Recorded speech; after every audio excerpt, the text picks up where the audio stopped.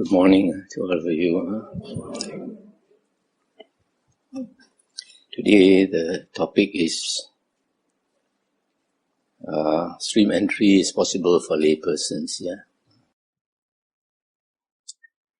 In the Buddha's teachings, the aim of Buddhist practice is to end suffering.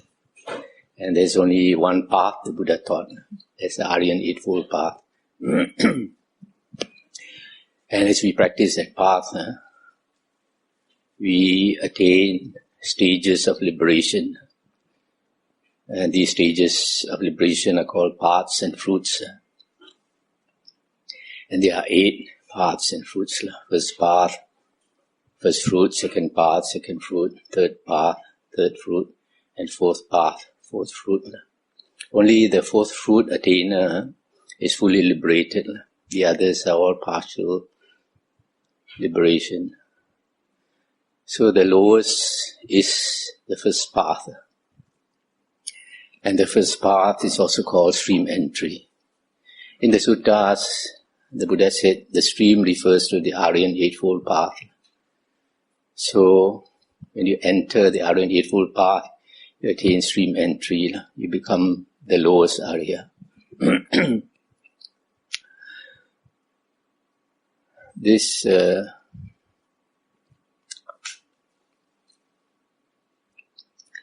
lowest Arya is attained when you attain the first factor of the Aryan Eightfold Path. In the Mahanikaya Sutta 117, Mahachatarisaka Sutta, it is said that to practice the Aryan Eightfold Path, you have to start with right view. You can only start with right view. And right view, according to that sutta, will bring you to right thoughts. And then after that will bring you to right speech, right action, right livelihood, right effort, right mindfulness, and right concentration. These are the 8 factors of the Aryan Eightfold Path. So, how do you get right view? This is elaborated more fully in the 7 Bojjhangas. Suttas on the 7 Bojjhangas are found in the Samyutta Nikaya, chapter 46, Bojjhanga Samyutta. And there it is said that to practice the Bojjhangas, by the way, the 7 Bojjhangas are the 7 factors of enlightenment. They are quite similar to the Aryan Eightfold Path. It is said in the suttas that you practice the Aryan Eightfold Path fully, you will completely destroy suffering. This also said, the same thing is said of the 7 Bojjhangas. So the difference between the two is the emphasis on different factors. In the Bojjhangas, the first factor is sati, mindfulness. The second factor is Dhamma Vichaya, investigation of the Dhamma. The third is effort. And then the fourth is piti, delight, which is synonymous with the first jhana. And then the fifth is pasadi, tranquility, which is synonymous with the second jhana. The sixth Bojjhanga is samadhi, concentration, which is synonymous with the third jhana. The 7th Bojjhanga is upekkha, equanimity, which is synonymous with the 4th jhana.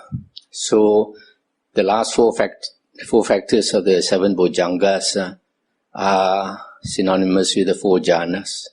And the 4 jhanas refer to Samma Samadhi, the last factor of the Aryan Eightfold Path.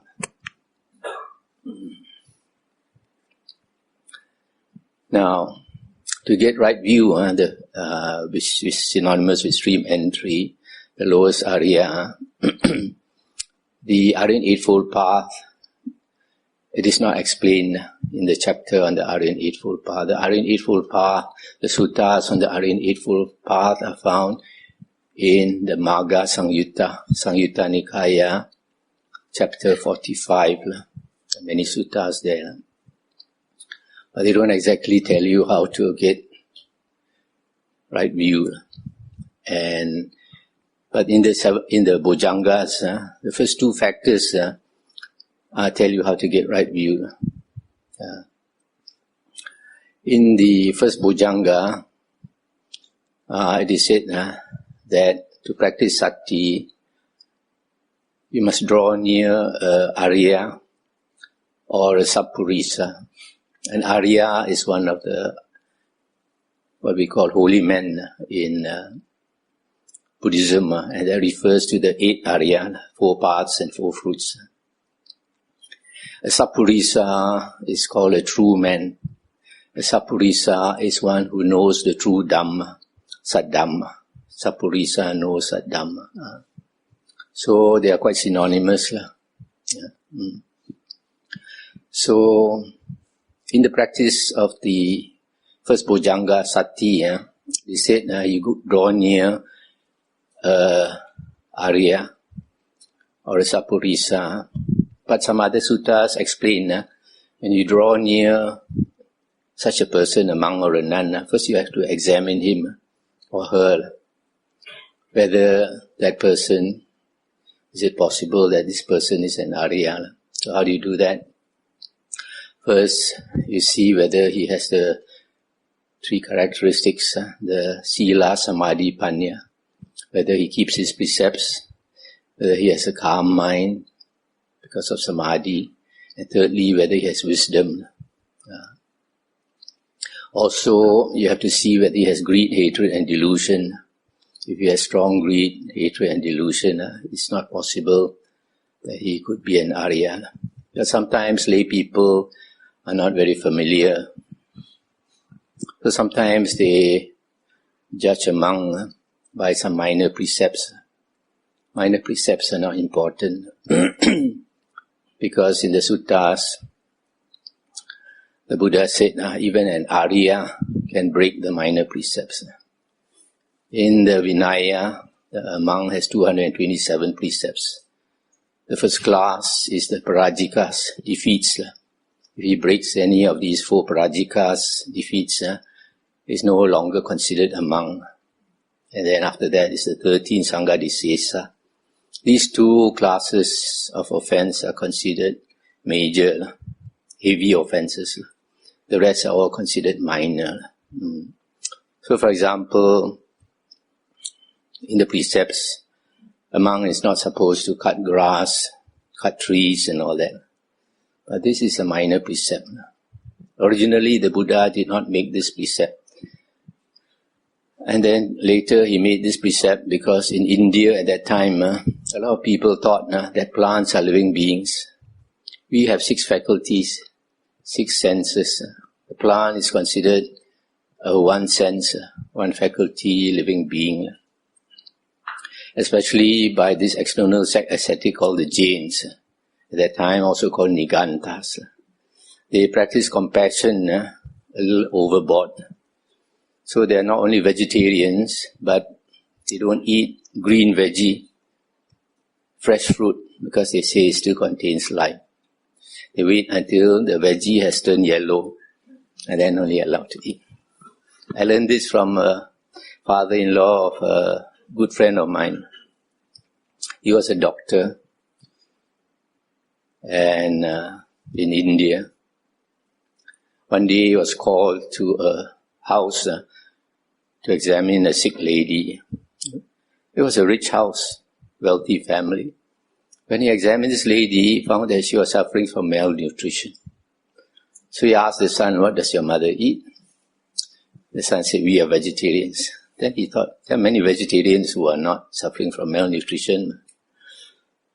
So he asked the son, what exactly does your mother eat? So the son went to the kitchen, brought back some vegetables which were already yellow. He said, "Our religion does not forbids us from taking fresh veggie and all that." So They also are probably vegans, don't take milk and all that. So that's how, because of that kind of thinking, so because of that type of thinking, so the Buddha made this precept that a monk should not cut branches and all that. So if you see a monk cutting branches and all that, don't say you broke the precept.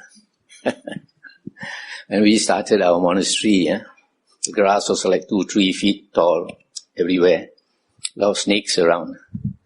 And when we started our monastery, nobody knows the monk there. So we had very little support. So we had to cut grass, otherwise the snakes are all around. King Cobra also came. So minor precepts are not so important. So in the practice of sati, in the Bojjhangas, the Buddha said, after you draw near a monk and you think he's worthy of respect, then you show respect to him. And after you show respect to him, he'll be willing to teach you the Dhamma. And if you're lucky to meet a Sapurisa or an Arya, he'll teach you the true Dhamma. And then after you listen to the true Dhamma, you have to think it over, reflect on it, to remember it. During the Buddha's days, they had no books. So when a person hears the Dhamma or the suttas, the discourse of the Buddha, he has to memorize it, repeat it again and again. Otherwise, you forget very easily. So that was what they used to do every day, keep repeating the suttas. Nowadays, we have books, we have CDs, we have SD cards and all that. It's much easier. You just listen to it every day. So, you see from here, sati in the Bojjhanga is contemplation of the Buddha's Dhamma, the true Dhamma, which refers to original discourses of the Buddha found in the 5 Nikayas. Digha Nikaya, Majjhima Nikaya, Sangyutta Nikaya, Anguttara Nikaya, and Khuddaka Nikaya. In the Aryan Eightfold Path, when you talk about sati, the Buddha says Samma sati is to contemplate 4 objects. Sin and chu, 4 objects. The body, feelings, mind, and Dhamma. And sometimes certain books, they translate Dhamma as phenomena, mind object. You see from the Bojjhanga, it is not mind object. It is Dhamma refers to the Buddha's teachings, the original Buddha's teachings. Because out of these 4 objects of sati, actually the most important is Dhamma. When you contemplate Dhamma, you can attain the various stages of paths and fruits. There's a sutta in the Anguttara Nikaya which says a person attains liberation or arahanthood under 5 conditions or 5 occasions. One, he listens to the Dhamma and he understands and he attains liberation. The second one, when he's teaching the Dhamma, because when he's teaching the Dhamma, he has to reflect on the Dhamma, understand it before he can teach. So because of the understanding, he attains enlightenment. The third, when he's repeating the Dhamma. In those days, they repeat the Dhamma in their own language. So they keep on repeating, they will remember and they will understand. That is the third occasion. The fourth is when they reflect on the Dhamma. Having heard the Dhamma, you think about it, investigate it, etc. The fifth is during meditation. So out of these 5 occasions, you find that 4 has to do with the Dhamma. That's why the Dhamma, the Buddha's teachings, is so important. So that's why sati in the Bojjhangas as a factor of enlightenment refers to the Buddha's discourses. So we find in the suttas and the Vinaya books, many people, they come to the Buddha for the first time. And the Buddha taught them the 4 Aryan truths, the basic principles of the 4 Aryan truths, to make them see anicca, impermanence, suffering, dukkha, and anatta, non-self, or no self. So if a person is intelligent, and when he listens to the Dhamma with attention, he can understand. When he can understand, he gets what is known as Dhammachakku, vision of the Dhamma, Phra Yen, seeing the Dhamma. And that is synonymous with stream entry. Once you get an understanding of the Dhamma, the basic understanding of the Four Noble Truths, you have attained the vision of the Dhamma. And that is the first path. So,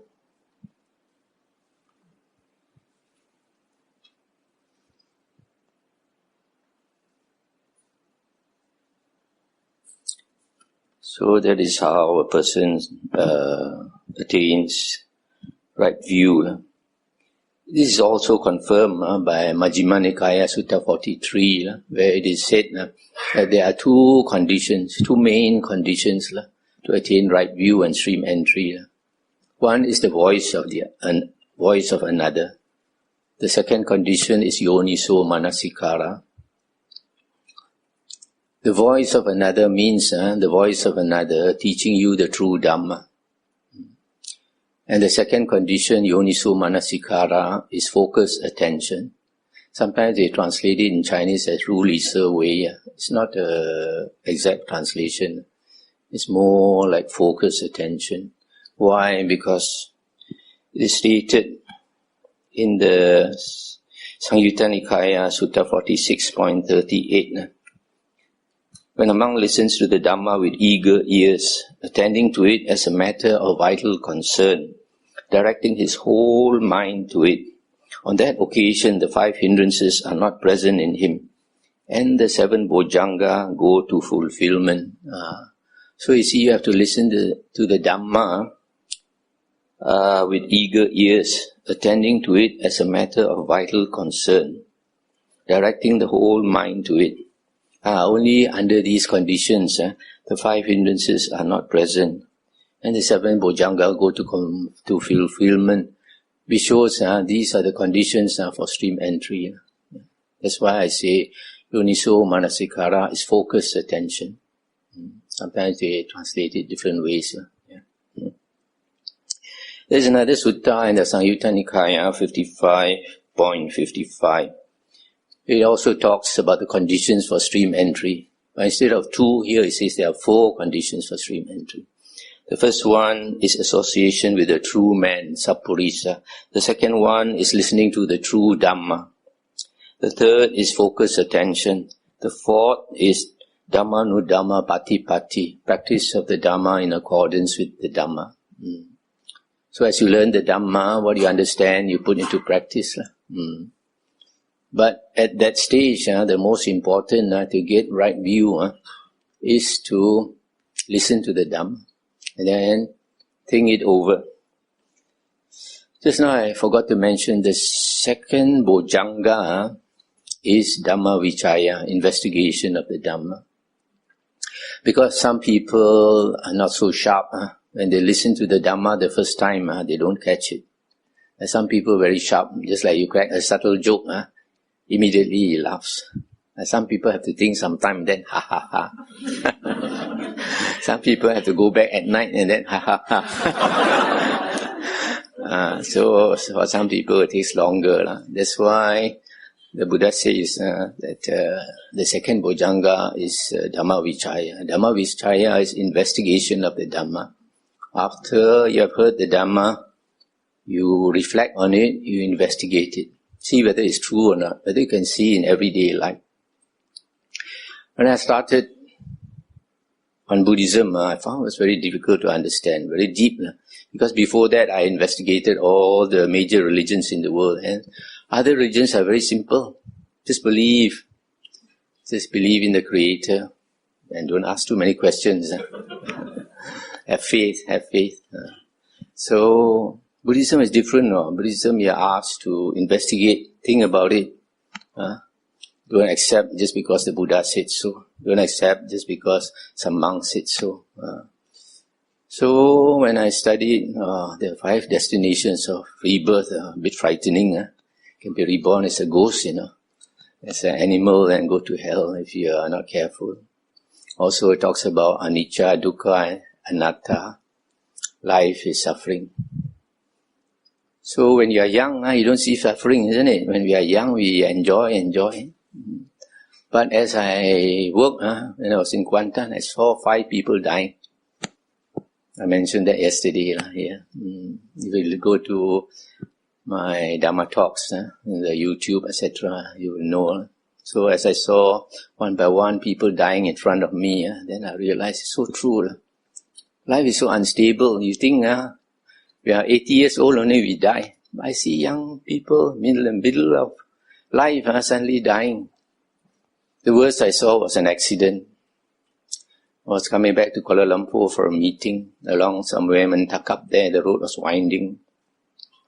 I was trying to overtake a trailer, a long lorry. It was very difficult because the road was winding. So I kept very close to him, trying to overtake. Suddenly I saw a motorcycle come around the corner from the opposite direction, and there was a rock in the middle of the road. This guy hit the rock, fell in front of the lorry. The lorry knocked into him directly. I saw him fall down, and I stopped the car, ran towards him, thought I want to help him. The concussion was so great, the helmet fell off.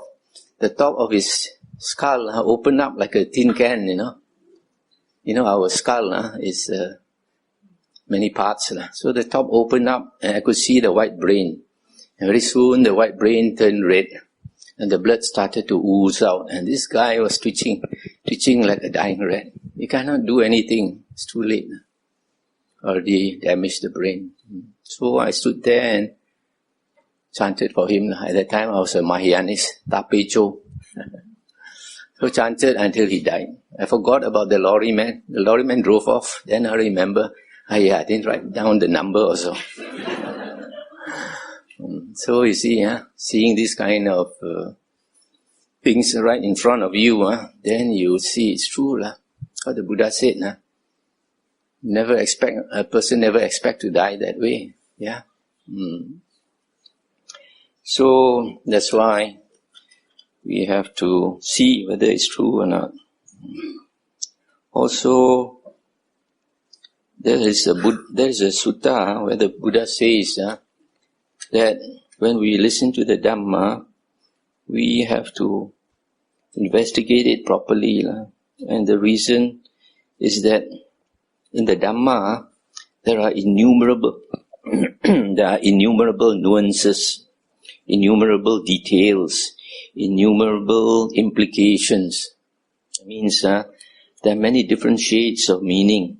There are many details, there are many hidden meanings. So you find sometimes when we listen to the Dhamma, we catch certain points. For example, we listen to one sutta, we catch a number of points. When we listen to a second time, we find we catch more points. And then we wonder, how come first time I read, I didn't notice this.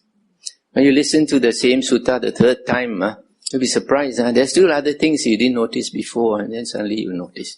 That's why we have to keep listening to the suttas again and again and again, until we pass away, or until we become enlightened.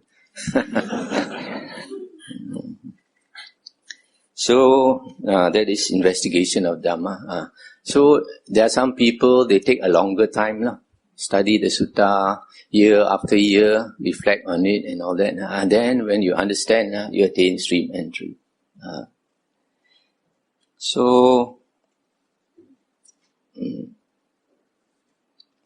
Just now I mentioned the 4 conditions for stream entry, Sotapatti Yangani, the 4 conditions: association with the true man, listening to the true Dhamma, focus attention, and practice of the Dhamma in accordance with the Dhamma. In the same sutta, in another sutta, 55.40, the Buddha said, if these 4 conditions for stream entry are completely and totally absent in a person, that person is not a follower of the Buddha, not a Buddhist. He is a follower of an external sect follower, Bahiro. So you see here, if you don't listen to the Buddha suttas, you don't have these four conditions for stream entry, you're not even a Buddhist. There are many people come into Buddhism and then they get caught up with meditation. Meditate, but don't want to listen to the Buddha Suttas. In that case, the Buddha says you are not his disciple, you are not his follower. The Buddha calls his followers, whether monks or nuns or laymen or laywomen, all are called Savaka. All are called Savaka. Hearers or listeners. So only if you listen to the Buddha's words and understand, then you are a Buddhist, because if you understand, you have unshakable faith in the Buddha, Dhamma and Sangha. You never change your religion. There are many people come into Buddhism, happy, do dana, join the crowd, everything. After a few years, no more Buddhists, change their religion. Because they don't have the foundation. The foundation is listening to the Buddha's words. And then if you don't listen to the Buddha's words and you just meditate, also can be dangerous. Some of the Buddha's disciples, even when the Buddha was around, they were not very interested in the Dhamma. Some of them just want to meditate. That's why there's one sutta in the Majjhima Nikaya that the Buddha scolded one monk. He said, I notice every time I teach the Dhamma, you're not paying attention. So the same thing happened with Devadatta. Devadatta was one of the monk disciples of the Buddha who was only interested in meditation. So he meditated so much that he attained the psychic powers. And because he attained his psychic powers, he started to show his psychic powers. And then the Prince Ajatasattu became very impressed with him, had total faith in him. And every day was offering him 500 dishes for his meal every day, got his servants and slaves and all that to cook so much for this Devadatta. When the Buddha heard about it, the Buddha said, that foolish man, accepting all this so much dana. So because of that, his ego become bigger. Even the prince also so respect me, I'm so famous. So when the Buddha was quite old, when all the monks were gathered, he told the Buddha, I say, Bhagawa, you are already so old.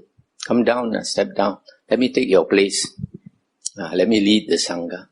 The Buddha scolded him in front of all the monks. Scolded him so strongly, that he got a grudge against the Buddha, wanted to kill the Buddha. So he planned how to kill the Buddha. He tried several ways. So you see, if you don't have right view, you just meditate, you can go the wrong way. They call it in Indonesia, jalan sesat. Deviant way, So that's why the Buddha said, you don't have these four conditions for stream entry. You are not even a Buddhist. Now,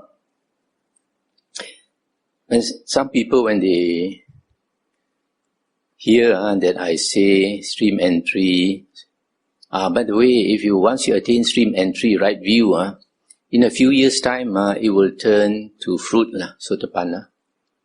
And Sutta says you have to continue practicing these four conditions. That means association with the true man, listening to the true Dhamma, having focused attention, and then practice of the Dhamma as you understand it. Then the path, first path attainment will turn to fruit. At the latest, before that person dies. But it takes some time, takes a few years for that wisdom to mature. When it matures, it turns to fruit, and three factors fall away.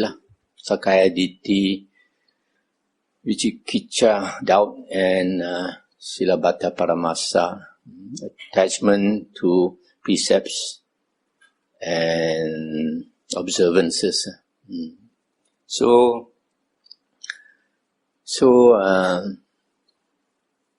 when the wisdom matures, that person becomes a sotapanna. Later books say, like Abhidhamma, they say once you attain path, the next conscious moment it becomes fruit.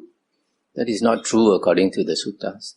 If a person, once he attains path, and the next moment next conscious moment becomes fruit, that means you won't be able to do dana to a path attainer. Yeah? Because before you can say hello, you already turn into a fruit already. Yeah?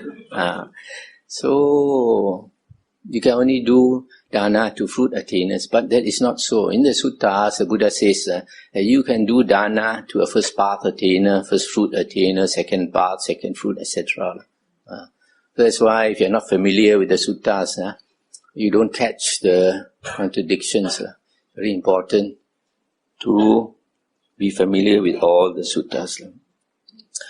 Some monks, when they hear I say that stream entry can be attained just by listening to the Dhamma, they are not happy. They say, how can? They say, you must meditate. They say, Buddha's time is different. Buddha got psychic power, Buddha speak, can make people understand. It's not necessarily true. Because, first I tell you about how it's not so difficult to attain stream entry. In the Sarakani Sutta, in Samyutta Nikaya 55.24, there was a Sakyan by the name of Sarakani who passed away. After he had passed away, people came to ask the Buddha, where has Sarakani gone for rebirth? So the Buddha said, Sarakani has gone for a good rebirth because he's a Sotapanna, first fruit attainer. So the news spread. When the news came to some people's ears, they were not happy. They say, this Sarakani, he often drinks liquor. He can 5 precepts also cannot keep. How can he be a Sotapanna? If he can be a Sotapanna, we are all Sotapanna already because we don't drink. So the news came back to the Buddha, and the Buddha said, why can't Sarakani be a Sotapanna? He has taken refuge in the Buddha, Dhamma and Sangha for a long time. In other words, he has listened to the Buddha teaching for a long time. And then the Buddha said something quite surprising. The Buddha said, look at those trees. Don't talk about Sarakani. Look at those trees. If I were to teach Dhamma to those trees, and they can understand what I say, even the trees can become Sotapanna. Why not Sarakani? So you see, the Buddha emphasized that if the trees can understand his words, understand his Dhamma, they can become Sotapanna. The Buddha did not say, if I taught the trees meditation, they can become Sotapanna. Yeah? So it shows very clearly, it is by listening to the Buddha and understanding his words that you become a Sotapanna. Yeah? So that is the Sarakani Sutta. Another one in the Vinaya books. Devadatta schemed to kill the Buddha. So he asked the Prince Ajatasattu to give him some men to do some work. And the Prince Ajatasattu called quite a number of people and told them, whatever this Bhante wants you to do, you just do it. So Devadatta called the first man and told him, you go to the forest in such and such a place, you can find Samana Gotama. You go and kill him and come back by this road. Then after this man had left, he asked 2 men to wait for this man to come back and kill him and come back by another road. Then he asked 4 to kill the 2, asked 8 to kill the 4, asked 16 to kill the 8, so there's no trace, no evidence linked to him. So the first man went off, went into the forest where the Buddha was, and then he was surprised to see the Buddha sitting there waiting for him. He got a shock. He thought the Buddha must know what he's coming to do. So he threw away his weapons and confessed to the Buddha. He said, I got no intention to kill you, but I have been ordered to do so. So the Buddha said, never mind. You sit down, I will teach you the Dhamma. So the Buddha taught him the Dhamma and he attained stream entry. Then the Buddha said, you don't go back by that road. 2 men are waiting for you. You run away somewhere. Then the 2 men waited and they could not wait anymore. They came looking for him. Similarly, they came to where the Buddha was. And they were also surprised the Buddha was waiting for them. And then similarly, they threw away their weapons and bowed to the Buddha. The Buddha said, sit down, I will teach you the Dhamma. Buddha taught them the Dhamma, they also attained stream entry. 4 came also attained, 8 came also attained, 16 came also attained. You see, such people can attain stream entry, I think it should be better, isn't it? So it's possible for you.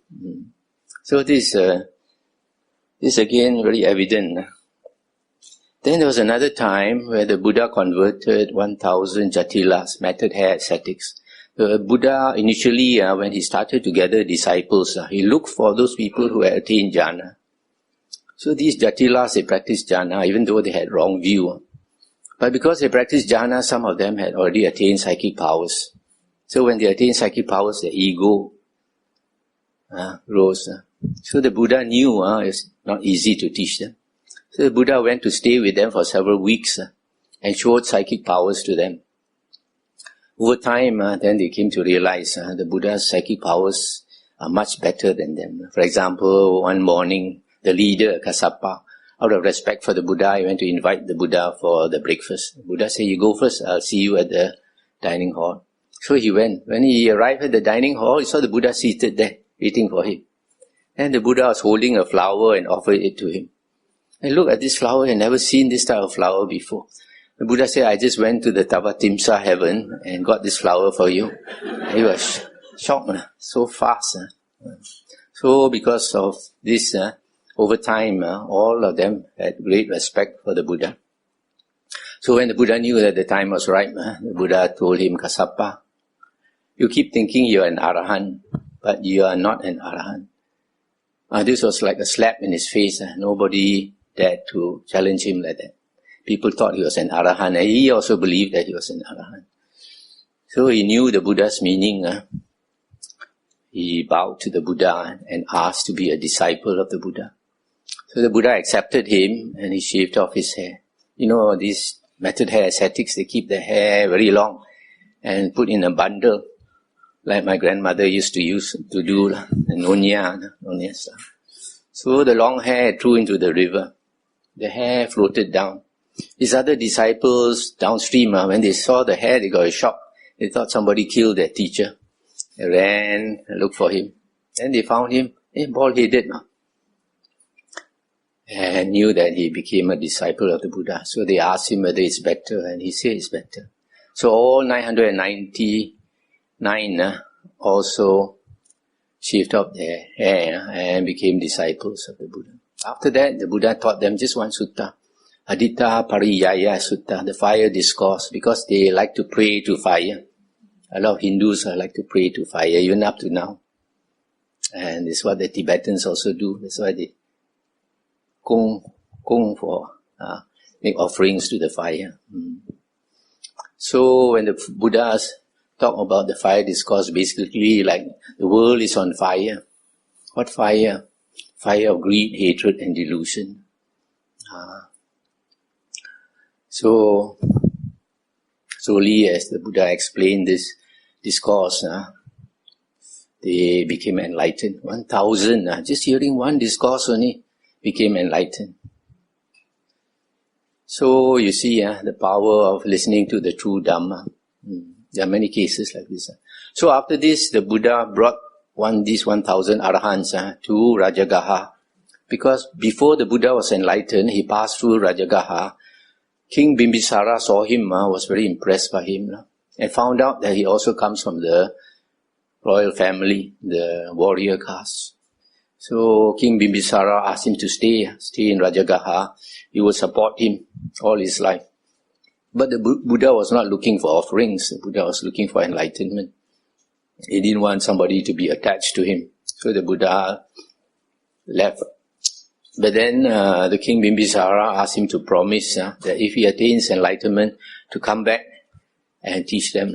That's why he came back with the 1,000 Arahants. So King Bimbisara was very happy. Threw a big lunch dana for him and asked all the people of Rajagaha to come and see the Arahants, because it's a rare sight to see Arahants. So according to the Vinaya books and the suttas, 120,000 people came to see the Buddha. After the meal, the Buddha gave a discourse basically on the 4 Aryan truths, and all 120,000 attained stream entry. They're not scientists or engineers or doctors and all that, no. and just old aunties and uncles. So it's not so difficult. Another occasion, a group of 80,000 people, they heard about the Buddha and they came to see the Buddha. First time. And the Buddha discoursed to them also on the four Aryan truths. Also all 80,000 attained. And then many individual cases in the suttas, in the Vinaya. So it shows it's not that difficult for lay people to attain stream entry. The important thing is you have to listen to the right Dhamma. The Yen Shi Fo Chiao, the earliest 5 Nikayas in the Pali Suttas, Digha Nikaya, Majjhima Nikaya, Sangyutta Nikaya, Anguttara Nikaya, and Khuddaka Nikaya. I have spoken on these 5 Nikayas in English, all 5 Nikayas over the years, from 1997 until 2015. And in Hokkien, I've spoken on 4 Nikayas. Yesterday I brought the SD cards, today I didn't bring. But tomorrow night when I give a talk in NDR, if people want, you can go there and get it from me. Or you can look up YouTube, you can get them. So, there are some people, they say that during the Buddha's time is different. When the Buddha taught the Dhamma, because of his psychic powers, people attain stream entry. But now they say mana boleh. But it's not true. Why? Because there's evidence in the Vinaya books. The 2 main disciples of the Buddha were Sariputta and Moggallana. And they used to be external sect ascetics. I think their teacher was Sanjiva. So one day, Sariputta, at that time was called Upatissa. He was walking on alms round. And then he met Asaji, also going on alms round. Asaji was one of the earliest 5 Arahant disciples of the Buddha. So when he saw Asaji, the Arahant, he was very impressed because being an Arahant, his face was different, very bright and very serene, and nowadays they say awesome. So Venerable Sariputta went up to him and asked him, Bhante, who is your teacher and what does he teach? And then Venerable Asaji said, friend, I've just become a monk under my teacher recently only. And I know very little, very little Dhamma. And then Venerable Sariputta said, it doesn't matter whether it's little or much. Please tell me, in essence, what your teacher taught. So he said, my teacher taught, all Dhammas arise from conditions, all Dhammas cease from conditions. Chu fa yin yan sen, chu fa yin yan miet. Yeah. So Venerable Sariputta, being such an intelligent person, realized it means that everything in the world arises from conditions. It was not suddenly created by somebody. It arose from conditions and will cease from conditions. And then he attained stream entry. So he found out from the Arahant where the Buddha was and all that, and then thanked the Venerable Asaji and he left. Went to look for his friend. Then Moggallana, Venerable Moggallana saw him and he explained to Venerable Moggallana what transpired. And Venerable Moggallana, just hearing the same words, also attained stream entry. So you see these 2 cases. Venerable Sariputta did not hear the Dhamma from the Buddha. He heard it from an Arahant and attained stream entry. Yeah, and it's not exactly the words of the Buddha also. The meaning is the same as the Buddha's teaching. Now in the case of Moggallana, he did not even hear it from an Arahant. He heard it from a new stream enterer. So you hear it from a new stream enterer, the important thing is the right Dhamma. Also can become a stream enterer. Yeah. So it's not true, only during the Buddha's time. You listen to the Buddha, you can attain. Any time you can attain. As long as you listen to the true Dhamma, the 5 Nikayas. Yeah. So after a person attains right view, enters the stream, it takes some time, and then the wisdom matures and he attains fruit. When he attains fruit, there are 4 characteristics of a Sotapanna. He has unshakable faith in the Buddha, unshakable faith in the Dhamma, unshakable faith in the Sangha, and he has Aryan Sila. What is Aryan Sila? Is it the 5 precepts? It is not. Is it the 8 precepts? It is not. Is it the 227 precepts? It is not. The Aryan Sila is found in the Aryan Eightfold Path. There are 3 factors, namely right speech, right action, and right livelihood. Right speech has 4 precepts: not to lie, not to engage in divisive speech. That means you hear A talking bad about B, you don't go and tell B, last night A said this and that, causing them to quarrel. The 3rd precept is not to engage in coarse or vulgar speech, foul mouth. The 4th precept is not to engage in idle gossip. And then right action consists of 3 precepts: not to kill, not to take what is not given, it means not to steal, and then not to engage in sexual misconduct. Right livelihood is covered by these 2. If you have right speech and right action, you will have right livelihood. So you see, from these 3 factors, it is only 7 precepts. These 7 precepts is the earliest precepts found in the suttas. But later, one of the monk's disciples got mabok, chui. Because of drinking liquor, he became intoxicated. Then after that, the Buddha made the drinking precept. So if you drink a little bit, not too bad, you can still become like Sarakani or Sotapanna.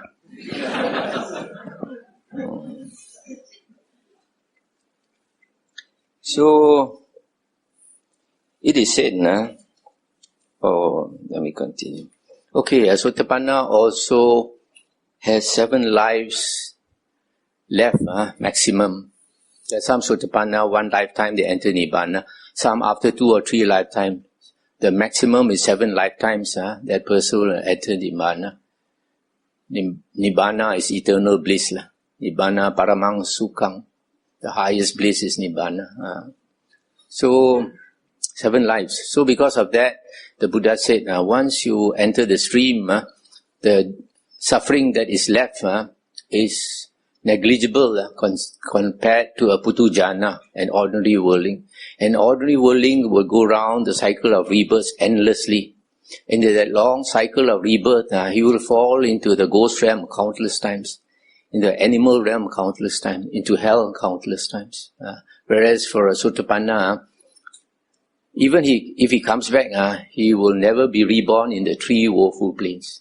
He will only be reborn as a human and as a Deva or Devi. And when he comes back as a human or Deva or Devi, he has great blessings. He has 4 characteristics called Ayu, Vano, Sukhang, Balang. Ayu is long life, Vano is beauty, Sukhang is happy, always happy. And 4th is Balang. Balang is fame and power. So, it is so good to be an Arya. The Buddha said, even attaining stream entry is better than becoming the king of the whole world. Even better than becoming a Deva or a Devi. Because you are secure already, safe from the 3 woeful realms of rebirth. In the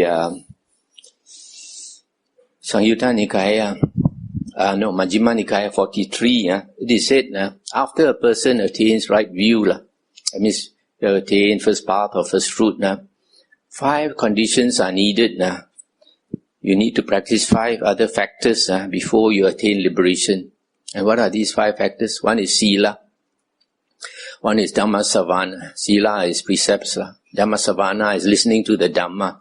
3rd one is Dhamma Sakkacha, discussion of the Dhamma. And then Samatha. Samatha is meditation to attain the jhanas. Vipassana is contemplation. Contemplation is what you do in everyday life, practicing right effort and right mindfulness. the 6 and 7 factors of the Aryan Eightfold Path. Samatha is the 8th factor. So you see, these 5 factors needed for final liberation. One is Sila. Sila you will get as a result of right view. Once you have right view, you will naturally keep your precepts. So, second one is Dhamma Savana, listening to the Dhamma. Third one is Dhamma Sakacha, discussion of the Dhamma, and then meditation and contemplation. So you see, even just to attain right view, you need to listen to the Dhamma. And after you attain right view, if you want to be an Arahant, you still have to need to listen to the Dhamma. So you see, the Dhamma is so important. Some people don't realize, they don't want to listen to the suttas. So, I think that's all I need to say for now. Invite questions.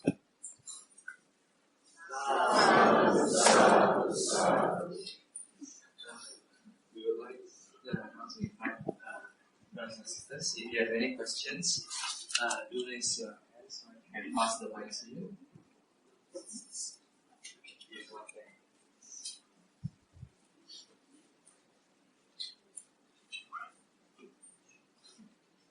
Thank you, Bhante, for the Dhamma talk. I think I want to maybe how to say just now Bhante saying about meditation and listening to the Dhamma. And we do understand that Buddha teaches about eightfold path from speech, sila, samadhi, and prajna. About the meditation, if somebody meditate, whether he listens to the Dhamma or not, but by doing meditation, does it mean that he actually practices the Dhamma? One. The second one is, if you see what the meditation, when we meditate, actually we practice the nearly full eightfold path. Yeah, by meditation we are doing right concentration, right mindfulness, which is the samadhi path, and we do have the right view and right understanding. Because by doing meditation, what we do is we understand if somebody use the rising or falling of the abdomen, or somebody using the breath, so he understands, he knows it, and from there we can have a right understanding and a right view. So does it mean that he nearly fulfilled the whole eightfold path? And it might also lead to so-called enlightenment. Of course, we do not say that listening to Dhamma is not important, or it is important, but maybe by doing the meditation, and it might sharpen the understanding of the Dhamma itself, even without literally listening to the Dhamma itself. Thank you. So your question is whether just by meditation you fulfill the Aryan Eightfold Path, yeah? Unfortunately you don't, because we find before the Buddha was enlightened, we had many yogis in India who were very sincere in meditating, and they practiced meditation so hard. Many of them attained psychic powers, but you could not find an Arya at that time. Cannot find a Sotapanna, cannot find a Sakadagamin, Anagamin or Arahant. Just by meditation, you clear your mind, we will become intelligent. But if you don't listen to the true Dhamma of the Buddha, you cannot become an Arya. Now, even listening to the Dhamma, you need to have a clear mind.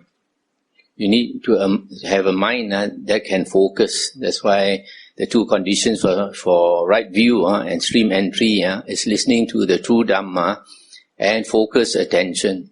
So if you are a person with a scatterbrained person, you cannot focus your mind, you won't be able to understand the Dhamma. So in the suttas, the Buddha said, let an intelligent man come to me, honest and straightforward, I will teach him the Dhamma. So you got to be intelligent. If you are not intelligent, honest and straightforward, you don't have the blessings enough to become a Sotapanna. That's why the Buddha put right view in the beginning of the Aryan Eightfold Path. He did not put meditation. But meditation, if you practice samatha meditation, it helps to train your mind to focus. If you started off as a scatterbrain, and then you keep meditating, you are able to focus your mind, and then when you listen to the Dhamma, you can understand. So, meditation helps, but it is not the essential factor. In the Anguttara Nikaya, Sutta 3.86 and also 9.12, it is said, when you practice the Aryan Eightfold Path, you are perfecting three things: Sila, Samadhi and Panya. Moral precepts, concentration and wisdom. And it is said, a Sotapanna and a Sakadagamin has perfect Sila. In other words, the 7 precepts. An Anagamin has perfect Sila and perfect Samadhi. Perfect Samadhi is the 4 jhanas. Yeah. So an Anagamin, to become an Anagamin, the condition is you must have the 4 jhanas. And an Arahant has 3 Sila, Samadhi and Panya. Perfect Sila, Samadhi and Panya. So an Arahant also must have 4 jhanas before he can become an Arahant. Now concerning Sotapanna and Sakadagamin, there are some monks say that to become a Sotapanna you need the first jhana. But there is a sutta which contradicts this.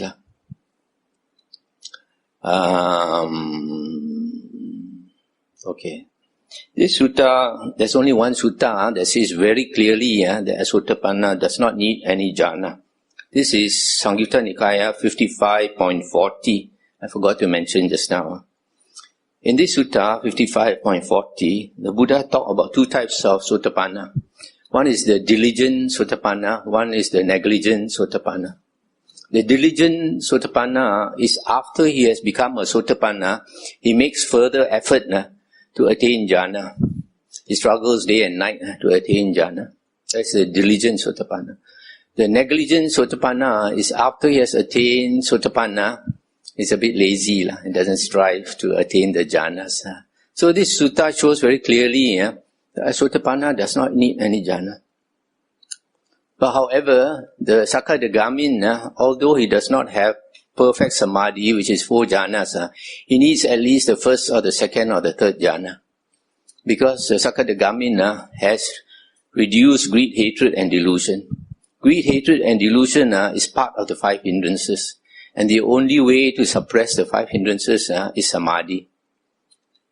So, to become a Sakadagamin, second fruit, you need at least 1, 2 or 3 jhanas. Sotapanna, definitely you don't need any jhana. You need to be intelligent, you need to hear the true Dhamma, and you need to have focused attention when you listen. Okay? So the stress is on listening to the Dhamma. Meditation is an accessory, it helps. Just like it helps not to eat too much. Eat too much and then you become very sleepy. And then your mind, you tend to have sloth and torpor. Any second question from the floor? 1 minute now. Brother K. That's Brother K. Taking some photos? Yeah, okay. Thank you very much. I think last night in the talk, you also said that the jhanas, if you are diligent Sotapanna, you want to achieve jhana. Then you said also there's different definition of jhanas. The jhana that defined in the suttas are different from the jhana defined in Abhidhamma. What are the essential differences between the sets of definitions? The jhana in the suttas is different from the jhana in Visuddhimagga. Visuddhimagga is a book that was written 900 years after the Buddha's passing away. So certain things they say are correct, certain things they say are not correct.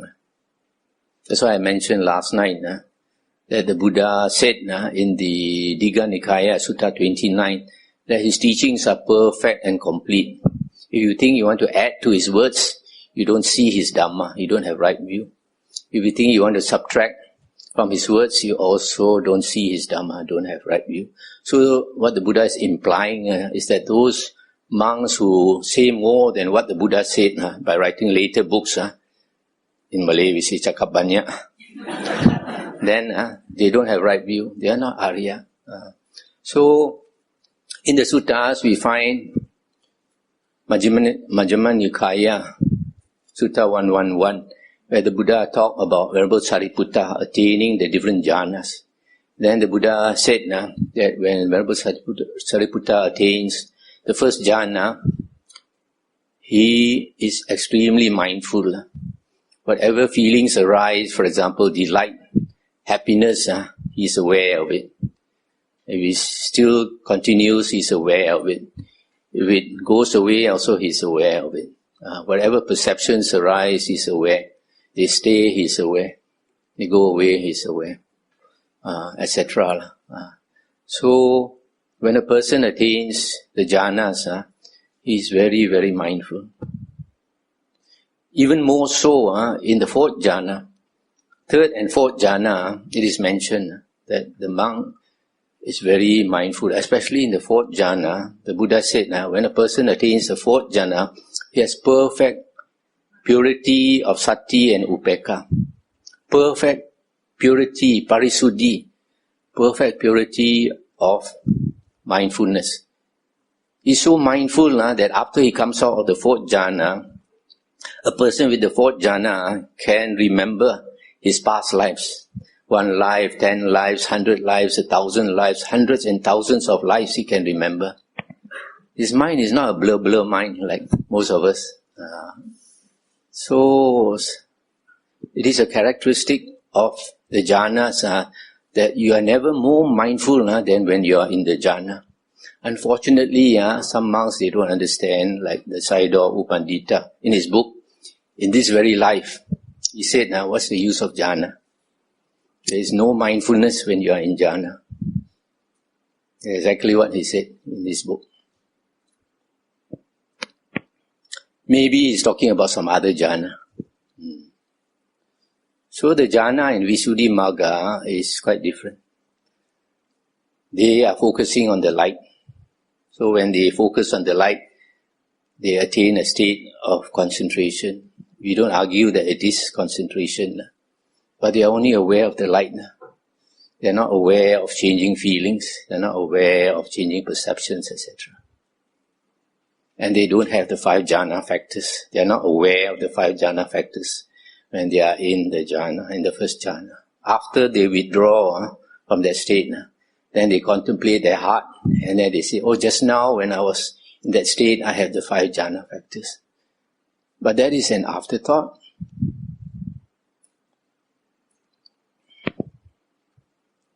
Sorry, I have to be very blunt. Say again.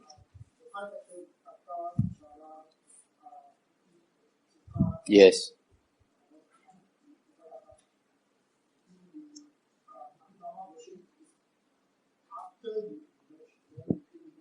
Yeah. Yeah. Yes. Yes. Yeah. Yes, you are very aware of those factors. It's very unfortunate. There are some monks. There's one monk, also another famous monk. He said, the jhanas are not the Buddha's teachings. The jhanas are external sect teachings. Because some of these monks, they're so caught up with the Abhidhamma, they think the Abhidhamma is the highest Dhamma. They don't bother to study the suttas. So it's very unfortunate you find this view in some Theravada monks. It's the same as Mahayana. They look down on the Pali Sutta. They say Xiao Cheng.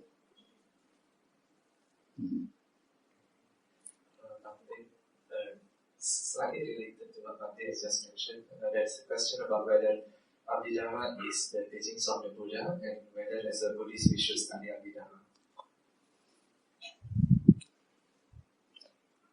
They have made investigation, some scholar monks, and they know that this Abhidhamma was created later. There was a time when Buddhism broke into many schools, many sects. During Emperor Asoka's time, I think there were about 20 sects. And according to these historians, like for example Akira Hirakawa, the professor of Buddhism in Tokyo University, he has since passed away. He said that the different sects, they had their own Abhidhamma. Every school got their own Abhidhamma. Differing views. So now it seems we have left with two. One is our Theravada, I think, and another one is Vastivadin. So you find like now our Theravada monks follow the Abhidhamma. There are 7 books. Out of these 7 books, the earliest 3, the first 3, they don't contradict the Buddha. They don't say more than what the Buddha said. But the later 3 or 4 books, they added a lot of things. Kalapa, Bhavanga, Javana, Patisandhi Chitta, Chuti Chitta, all these things that the Buddha never spoke. This is one of the characteristics of later writings. They say more than what the Buddha said. They don't realize the Buddha said his teachings are perfect and complete. You don't need to add to his words. You cannot make it more perfect. You cannot make it more complete. In other words also, our Buddha Gotama is the best Buddha you can find. Any other Buddha can only equal our Buddha Gotama. You cannot surpass our Buddha Gotama. Because our Buddha Gotama's teachings in the 5 Nikayas are complete, perfect. So that's why, you see, like for in Mahayana, the Buddha taught about 6 types of consciousness. In the Mahayana, they talk about 7 and 8 consciousness. Alaya consciousness, and what's the other one, I forgot. So saying a lot of things that the Buddha never said. So for example, one of the founders of Mahayana Buddhism is Nagarjuna. They call him Longsu Pusa. In his biography, he wrote a lot of, he's one of the scholar monks who wrote a lot. So people ask him, how come, so many things you now say, it was not there before? You know what he said? He said the Buddha did not explain many things, therefore he thought it's duty to explain many things. He wants to be smarter than the Buddha.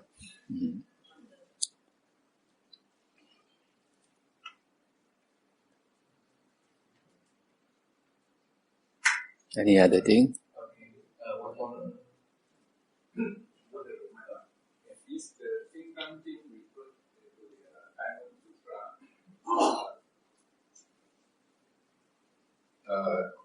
Jinggang Jing, which is taught in the Mahayana, or presented very often in Mahayana, are these in any of the Nikayas?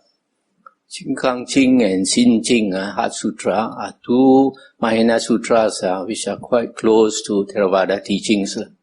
For example, in our Theravada teachings, the Buddha said, after the Buddha has entered Parinibbana, you never see him again. You never hear his voice. You can't touch him anymore. Because his 6 consciousness has disappeared. The Jinggang Jing also says the same thing. But you find, for example, in the Tichang Wang Pusa Jing, Earth Store Bodhisattva Sutra, it is said that when the Buddha started to teach the Earth Store Bodhisattva Sutra, millions and millions of Buddhas came. They have already entered Nibbana, how can they come back again? So it contradicts, even Mahayana Sutras contradict each other.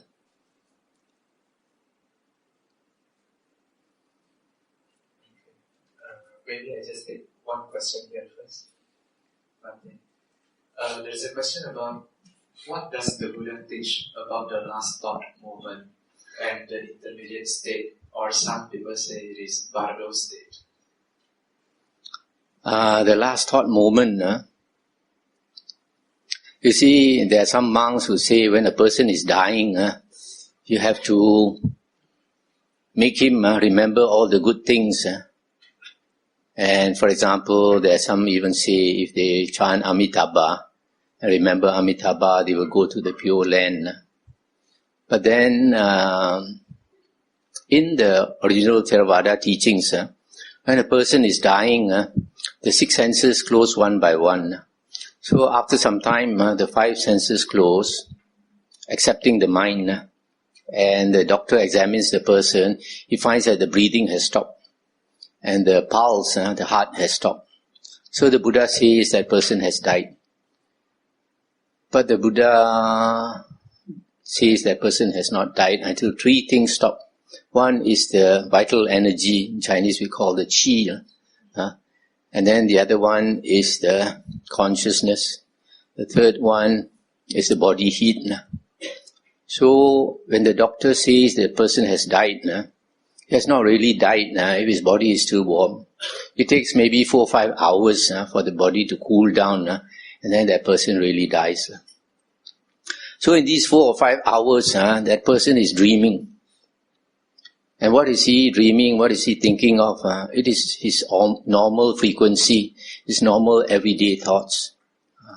That is why it is very important for us to practice vipassana, right effort and right mindfulness.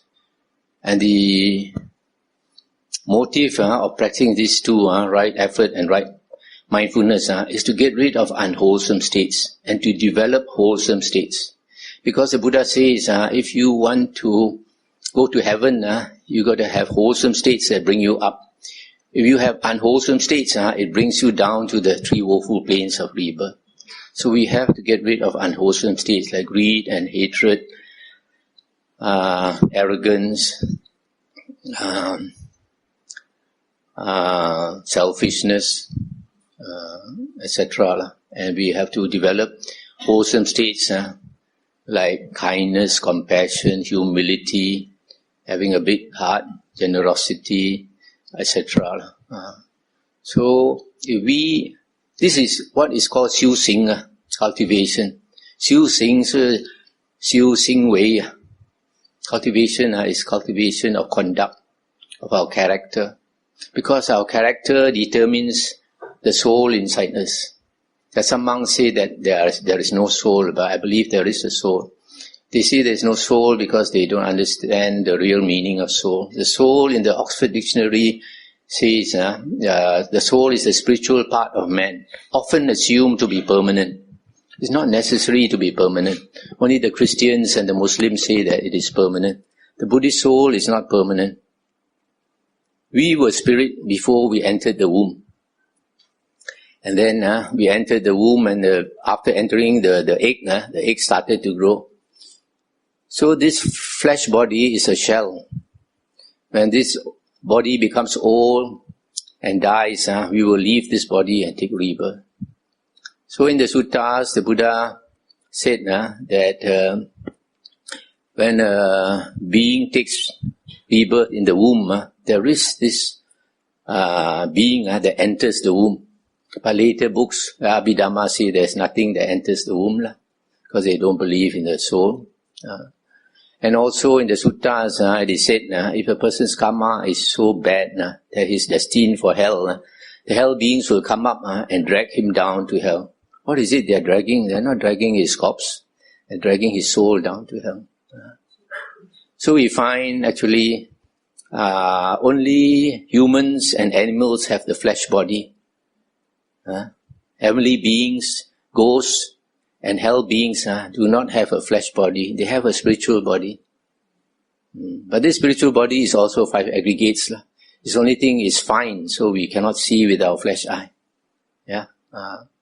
So, if a person is going for rebirth in the womb, first we start with heaven. If a person is going to be reborn in heaven, after he dies, sorry, that was the second question. Let me go back to the first question. The first question was, what was the first question? Last thought moment. Okay. So, this, when the doctor says that this person has died, so there's another 4 or 5 hours where the mind is still working.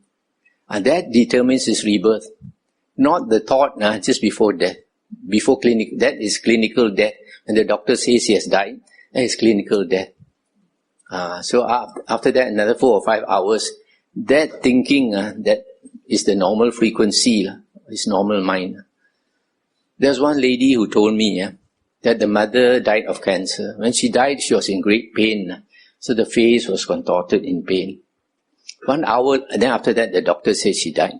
1 hour later, the daughter went to see her. The face was so happy, so clear. I mean, she was thinking of good thoughts. And because she was thinking of good thoughts, she will probably go to a good rebirth. So there is another devotee who told me the auntie had a very nasty character, full of hatred and all that, grudge and all that. 2 days before she died, the Dracula teeth came out so long. The children got a shock. Could not cover the Dracula teeth. 2 days later when she died, the teeth disappeared. It means the soul is coming out of the body. So they start to see. And it's not surprising that there are some people, just 2 or 3 days before they die, you see their face change. If they are going to the ghost realm, the face will change into a ghost. One young man told me the mother was dying of cancer. Just a few days before she died, the face changed so much, he got frightened. So our character is very important, our everyday mind. That's why you have to still sing every day. Don't be lazy.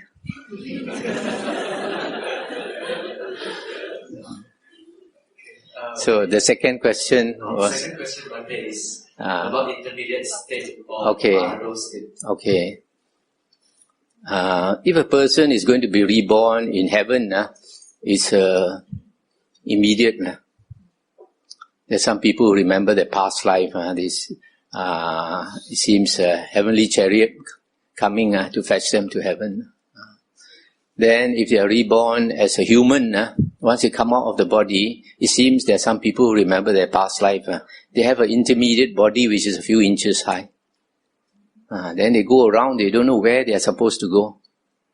There's a case in a book of a person who remembered. Came out of the body, then he was wandering around for a few days. And one day he saw the sister's maid going to the market to buy something and coming back with the basket. He jumped into the basket and was reborn as the sister's son. So, for human birth, you have to wait. Even the sutta says so. The sutta says that for rebirth in the womb, there must be 3 conditions. First, the mother and the father must come together. Secondly, the mother must be in the right season. And thirdly, once the egg is fertilized, then there is this being waiting to be reborn. In the sutta, it's called a Gandhava, waiting to reborn. Then he will enter the womb, and enter the womb and the egg, and then the egg will start to grow. And then rebirth as a ghost is also instantaneous. Even before dying, that person already changed into a ghost. And then rebirth as an animal also have to wait. Either have to wait to go into the womb or wait to go into the egg. And then hell being, if you are reborn in hell, also immediate, because the hell beings will come and drag that soul down to hell. Okay? Okay, thank you, Bhante, for your talk.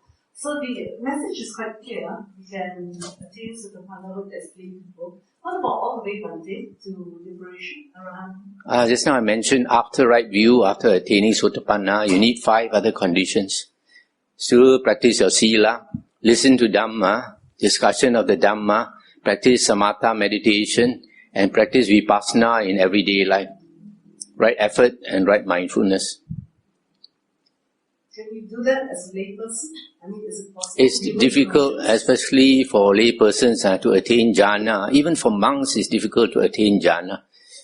In the description of the first jhana, the Buddha said, aloof from sensual desires, aloof from unwholesome states.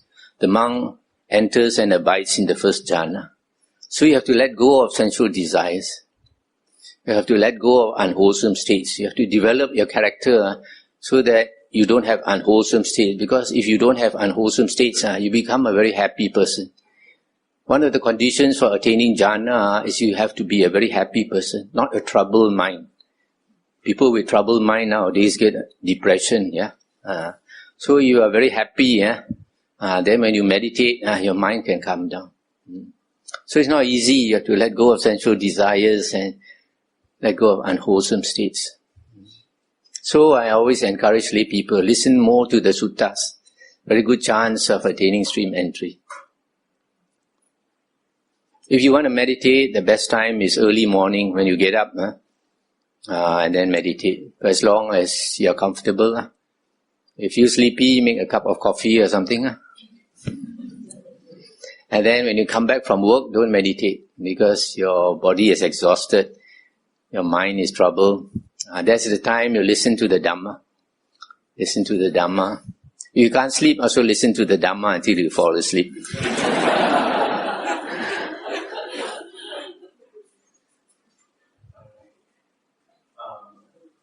Any more? One last question, maybe I take control.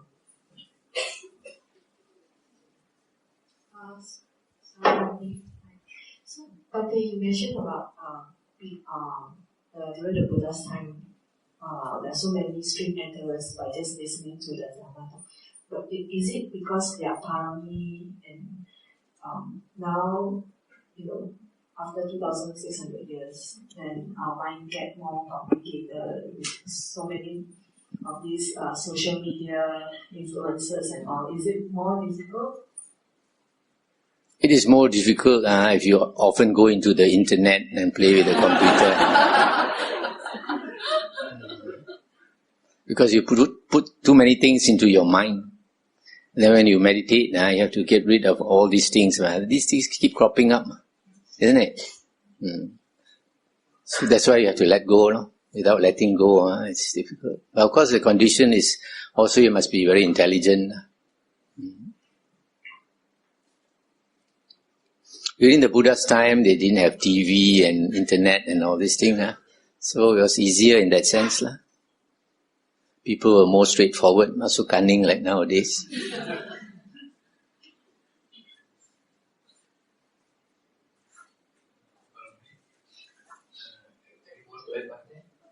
Any more questions? Oh, you can still ask one more. Okay. One more question from the floor. Anyone? No more questions. Yeah.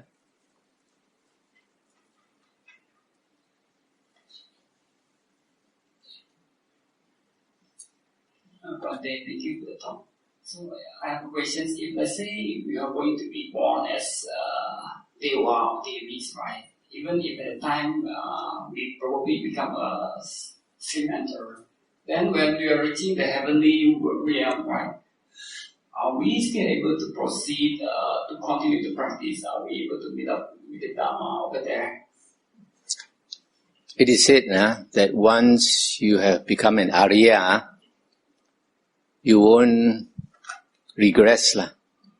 You won't fall back to be an ordinary Putujana. You will still be an Arya, and also you'll be like on autopilot. Like for example, a good example is our Buddha Gotama. He said, when the last Buddha came, Buddha Kassapa, after listening to the Dhamma, he became a monk under the Buddha Kassapa. And then after passing away, he was born in the Tusita heaven. And after that, he came down as Siddhartha Gautama.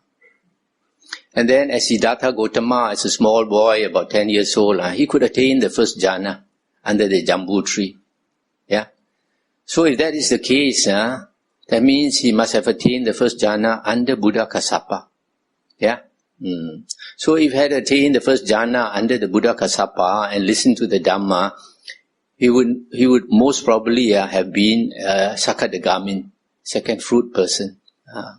And the characteristic of a Sakadagamin is that he is a once returner, meaning coming back to the human existence one last time, and he must enter Nibbana.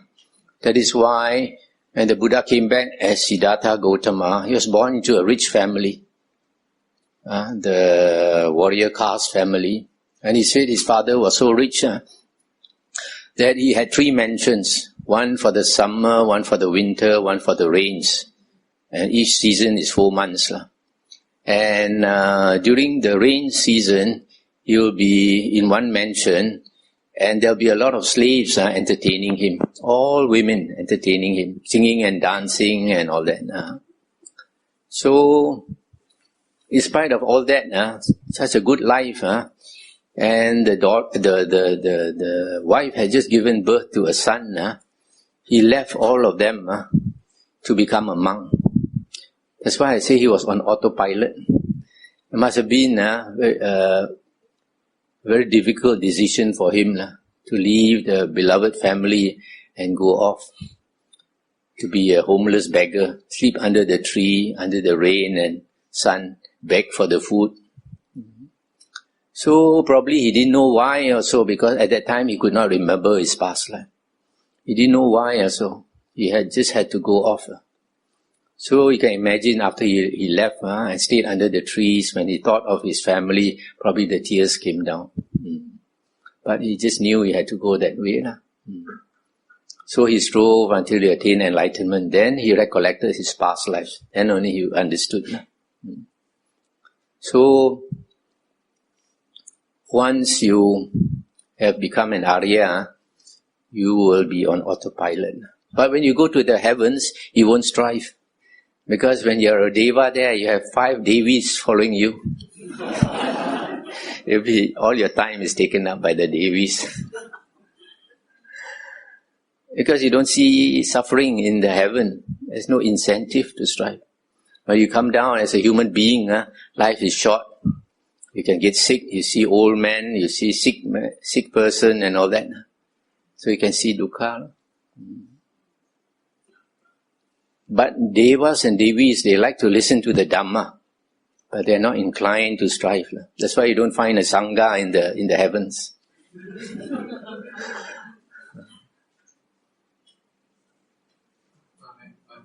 think it is time ready. But before that, would Bhante like to lead the sharing of merits? I don't call it sharing of merits, I call it rejoicing, asking the Devas and Devis to rejoice with us. Because when we listen to the Dhamma, sometimes Devas and Devis will come to listen. You please recite after me. Ita vata cha'am hehi.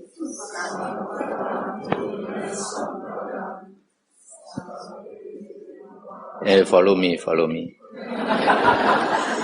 Ita vata cha'am hehi. Sambatang punya sampadang. Sabbe deva. Sabbe buddha. Sabbe satta. Anumodantu. Sabba sampati. Siddhya. Sadhu, sadhu, sadhu.